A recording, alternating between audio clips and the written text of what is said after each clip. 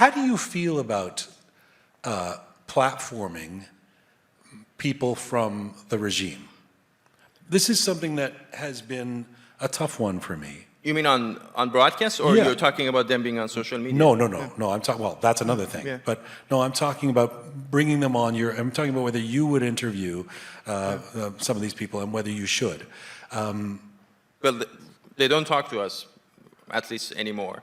Do you believe that networks should have them on? I mean, would you listen? I was very critical of CNN and Amanpour. I did an essay about it. Yeah. Who brought on Hossein Amir Abdullahian before he got caught in the helicopter? You know, because I felt like the viewers. Now that's an international audience or an American audience. It's not the Iran international audience.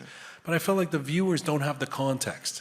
So they see this guy coming on. That's the key word, context. The guy You have coming to give The context. guy comes on, even though Christian Amanpour is pushing back and going, but people died. He says, nobody died. There was no uprising, you know.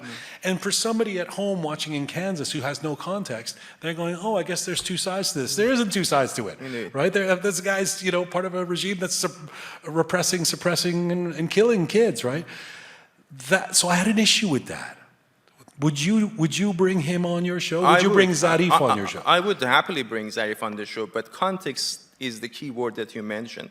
And I think, I'm not talking about Amanpour in particular, but American journalists who bring these Iranian officials on their shows, they have an extra duty to give a full, clear picture of what is happening.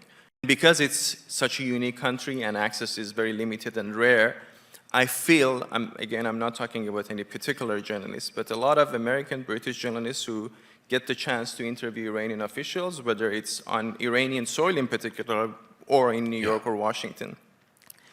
They do a couple of those like tough questions, but they're not really tough questions because they don't want to lose access. You know?